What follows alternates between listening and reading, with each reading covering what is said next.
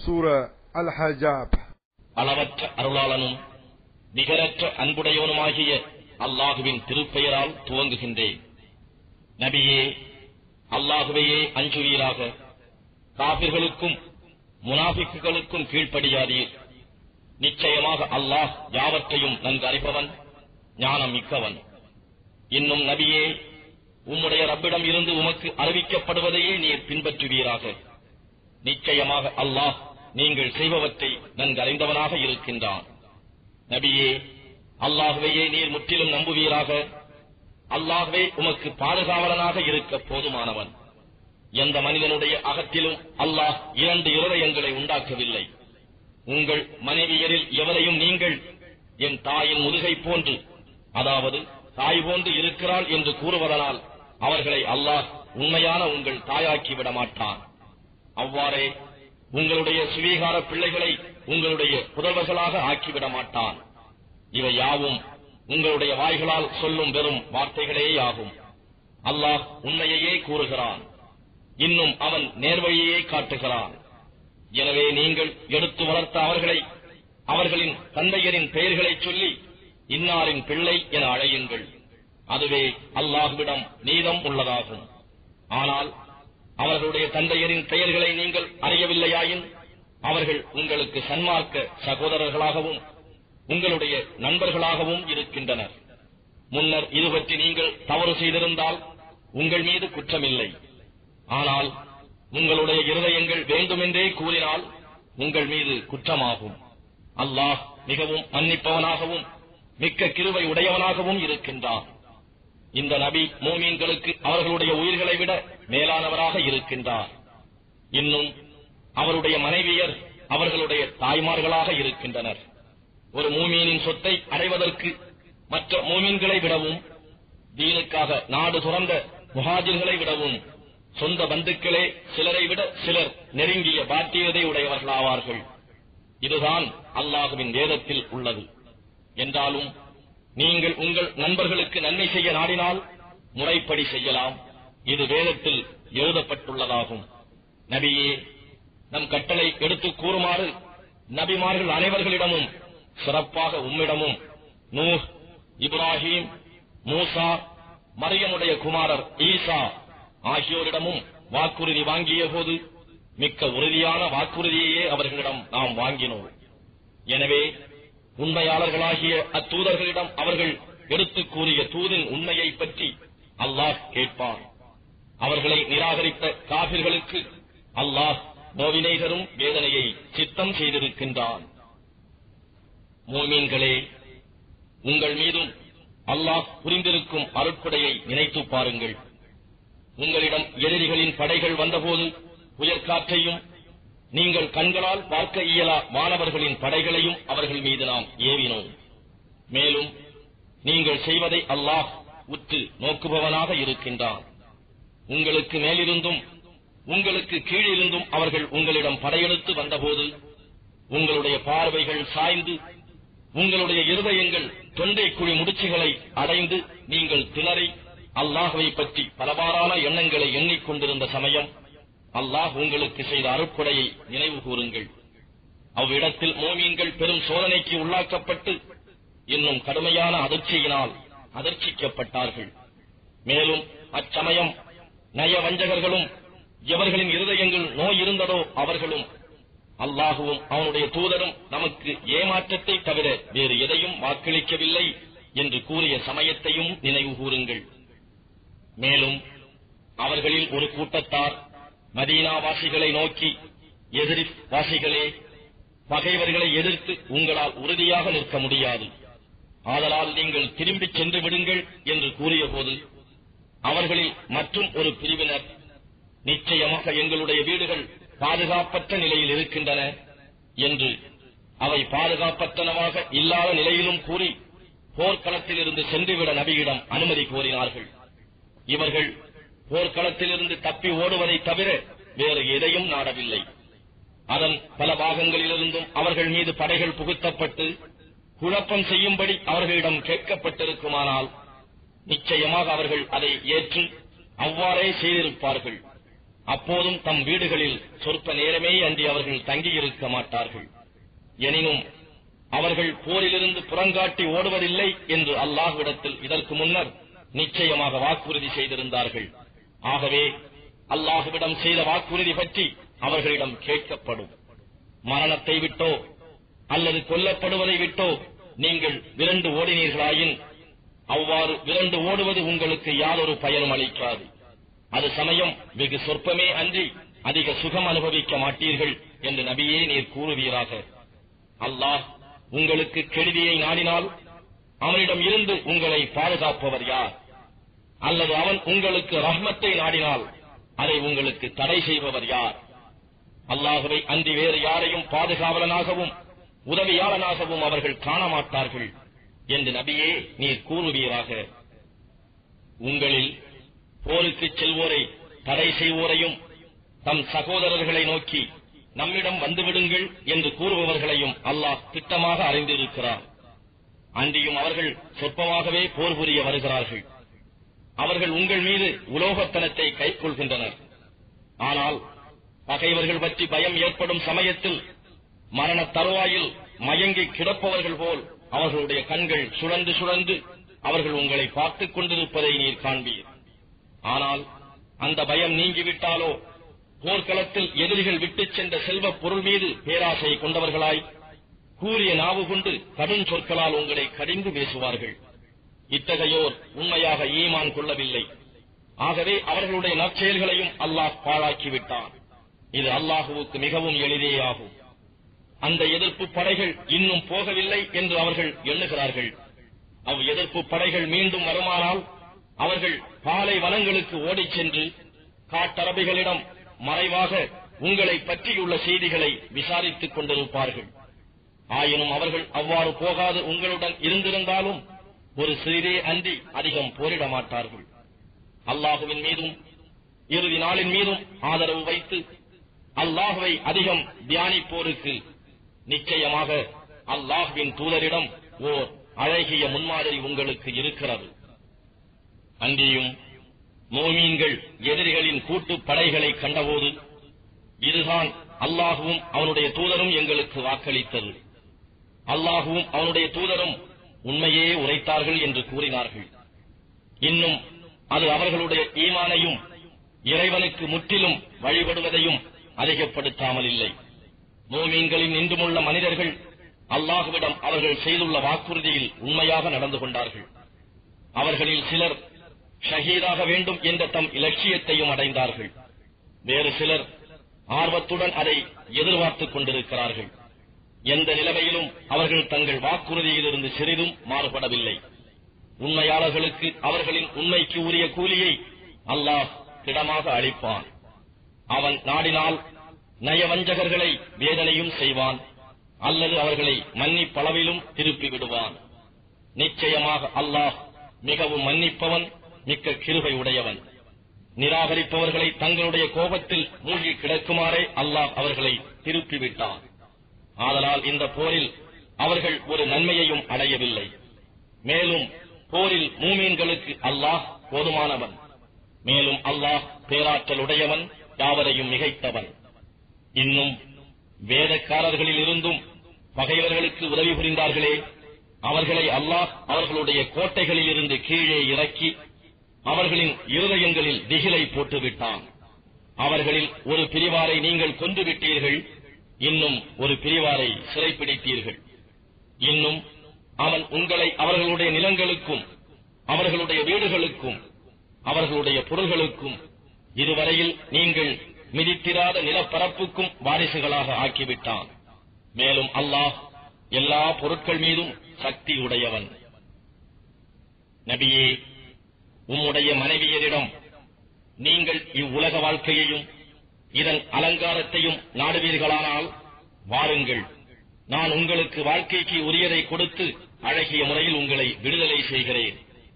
ஆனால் நீங்கள் அல்லாஹுவையும் அவன் தூதரையும் மறுமையின் வீட்டையும் விரும்புவீர்களானால் அப்பொழுது நிச்சயமாக உங்களில் நன்மையாளர்களுக்காக அல்லாஹ் மகத்தான நற்கூலியை நிச்சயமாக சித்தம் செய்திருக்கிறான் என்று கூறுவீராக. நபியுடைய மனைவியரே, உங்களில் எவரேனும் பகிரங்கமான மானக்கேடு செய்வாராயின் அவருக்கு இரட்டிப்பாக வேதனை இரட்டிக்கப்படும். இது அல்லாஹுவுக்கும் மிக சுலபமே ஆகும். அன்றியும் உங்களில் எவர் அல்லாஹுவுக்கும் அவனுடைய தூதருக்கும் வழிபட்டு நல்ல அமல் செய்கிறாரோ அவருக்கு நாம் நற்கூலியை இருமுறை வழங்குவோம். இன்னும் அவருக்கு கண்ணியமான உணவையும் சித்தம் செய்திருக்கிறோம். நபியின் மனைவிகளே, நீங்கள் பெண்களில் மற்ற பெண்களைப் போல் அல்ல. நீங்கள் இரையச்சத்தோடு இருக்க விரும்பினால் அந்நியருடன் நடத்தும் பேச்சில் நளினம் காட்டாதீர்கள். ஏனென்றால் எவன் உள்ளத்தில் நோய், தவறான நோக்கம் இருக்கின்றதோ அத்தகையவன் ஆசை கொள்வான். இன்னும் நீங்கள் நல்ல பேச்சே பேசுங்கள். நபியின் மனைவிகளே, நீங்கள் உங்கள் வீடுகளிலேயே தங்கியிருங்கள். முன்னர் அஞ்ஞான காலத்தில் பெண்கள் திரிந்து கொண்டிருந்ததைப் போல் நீங்கள் திரியாதீர்கள். தொழுகையை முறைப்படி உறுதியுடன் கடைபிடித்து தொழுகுங்கள். ஜகாத்தும் கொடுத்து வாருங்கள். அல்லாஹுவுக்கும் அவனுடைய தூதருக்கும் கீழ்ப்படியுங்கள். நபியின் வீட்டை உடையவர்களே, உங்களை விட்டும் அசுத்தங்களை நீக்கி உங்களை முற்றிலும் பரிசுத்தமாக்கிவிடவே அல்லாஹ் நாடுகிறான். மேலும் உங்களுடைய வீடுகளில் ஓதப்படுகின்றனவே அல்லாஹுவின் வசனங்கள், அவற்றையும் ஞான விஷயங்களையும் நினைவில் வைத்துக் கொள்ளுங்கள். நிச்சயமாக அல்லாஹ் உங்கள் உள்ளங்களில் உள்ளவை பற்றி சூட்சமமாக தெரிந்தவன், உங்கள் செயல்கள் பற்றி நன்கு அறிந்தவன். நிச்சயமாக முஸ்லிம்களான ஆண்களும் பெண்களும், நம்பிக்கை கொண்ட ஆண்களும் பெண்களும், இறை வழிபாடுள்ள ஆண்களும் பெண்களும், உண்மையே பேசும் ஆண்களும் பெண்களும், பொறுமையுள்ள ஆண்களும் பெண்களும், அல்லாஹுவிடம் உள்ளச்சத்துடன் இருக்கும் ஆண்களும் பெண்களும், தர்மம் செய்யும் ஆண்களும் பெண்களும், நோன்பு நோக்கும் ஆண்களும் பெண்களும், தங்கள் வெட்கத்தலங்களை கற்பை காத்துக் கொள்ளும் ஆண்களும் பெண்களும், அல்லாஹுவை அதிகம் அதிகம் தியானம் செய்யும் ஆண்களும் பெண்களும் ஆகிய இவர்களுக்கு அல்லாஹ் மன்னிப்பையும் மகத்தான நற்கூலியையும் சித்தப்படுத்தி இருக்கின்றான். மேலும் அல்லாஹுவும் அவனுடைய தூதரும் ஒரு காரியத்தை பற்றி கட்டளையிட்டு விட்டால் அவர்களுடைய அக்காரியத்தில் வேறு அபிப்பிராயம் கொள்வதற்கு ஈமான் கொண்டுள்ள எந்தெந்த ஆணுக்கோ பெண்ணுக்கோ உரிமை இல்லை. ஆகவே அல்லாஹுவுக்கும் அவனுடைய தூதருக்கும் எவரேனும் மாறு செய்தால் நிச்சயமாக அவர்கள் பகிரங்கமான வழிகேட்டிலேயே இருக்கிறார்கள். நபியே, எவருக்கு அல்லாஹுவும் அருள் புரிந்து நீரும் அவர் மீது அருள் புரிந்தீரோ அவரிடத்தில் நீர் அல்லாஹுவுக்கு பயந்து நீர் உம் மனைவியை விவாக விலக்கு செய்துவிடாமல் உம்மிடமே நிறுத்தி வைத்துக் கொள்ளும் என்று சொன்னபோது அல்லாஹ் வெளியாக்க இருந்ததை மனிதர்களுக்கு பயந்து நீர் உம்முடைய மனத்தில் மறைத்து வைத்திருந்தீர். ஆனால் அல்லாஹ் அவன்தான் நீர் பயப்படுவதற்கு தகுதியுடையவன். ஆகவே ஸைத் அவளை விவாக விலக்கு செய்துவிட்ட பின்னர் நாம் அவளை உனக்கு மனம் செய்வித்தோம். ஏனென்றால் மோமீன்களால் சுவீகரித்து வளர்க்கப்பட்டவர்கள் தம் மனைவிமார்களை விவாகரத்து செய்துவிட்டால் அவர்களை வளர்த்தவர்கள் அப்பெண்களை மணந்து கொள்வதில் யாதொரு தடையும் இருக்கக்கூடாது என்பதற்காக இது நடைபெற்றே தீர வேண்டிய அல்லாஹுவின் கட்டளையாகும். நபியின் மீது அல்லாஹ் விதியாக்கியதை அவர் நிறைவேற்றுவதில் எந்த குற்றமும் இல்லை. இதற்கு முன் சென்று போன நபிமார்களுக்கு ஏற்பட்டிருந்த அல்லாஹுவின் வழி இதுவேயாகும். இன்னும் அல்லாஹுவின் கட்டளை தீர்மானிக்கப்பட்ட விதியாகும். இறை தூதர்களாகிய அவர்கள் அல்லாஹுவின் கட்டளைகளை எடுத்துக் கூறுவார்கள். அவர்கள் அவனுக்கே பயப்படுவார்கள். அல்லாஹுவை அன்றி வேறு யாருக்கும் அவர்கள் பயப்பட மாட்டார்கள். ஆகவே கேள்வி கணக்கு கேட்பதற்கு அல்லாஹுவே போதுமானவன். முஹம்மது உங்கள் ஆடவர்களில் எவர் ஒருவருக்கும் தந்தையாக இருக்கவில்லை. ஆனால் அவரோ அல்லாஹுவின் தூதராகவும் நபிமார்களுக்கு எல்லாம் இறுதி முத்திரையாகவும் இருக்கின்றார். மேலும் அல்லாஹ் எல்லா பொருள்கள் பற்றியும் நன்கு அறிந்தவன். ஈமான் கொண்டவர்களே, அல்லாஹுவை அதிகமான திக்ரை கொண்டு தியானம் செய்யுங்கள். இன்னும் காலையிலும் மாலையிலும் அவனை துதி செய்யுங்கள். உங்களை இருளிலிருந்து வெளியேற்றி ஒளியின்பால் கொண்டு வருவதற்காக உங்கள் மீது அருள் புரிகிறவன் அவனே. இன்னும் அவனுடைய மலக்குகளும் அவ்வாறே பிரார்த்திக்கின்றனர். மேலும் அவன் மூமீன்களிடம் மிக்க இரக்கமுடையவனாக இருக்கின்றான்.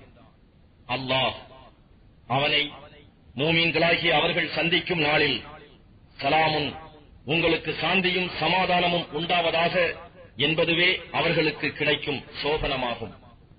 மேலும் அவர்களுக்காக கண்ணியமான நற்கூலியையும் அவன் சித்தப்படுத்தி இருக்கின்றான். நபியே, நாம் நிச்சயமாக உம்மை சாட்சியாகவும் நன்மாராயம் கூறுபவராகவும் அச்சமூட்டி எச்சரிப்பவராகவுமே அனுப்பியுள்ளோம். இன்னும் அல்லாஹுவின்பால் மனிதர்களை அவன் அனுமதிப்படி அழைப்பவராகவும் பிரகாசிக்கும் விளக்காகவும் உம்மை அனுப்பியுள்ளோம். எனவே மூமீன்களுக்கு அல்லாஹ்விடமிருந்து அவர்களுக்கு நிச்சயமாக பேரருட்கொடை இருக்கின்றது என்பதை நன்மாராயம் கூறுவீராக.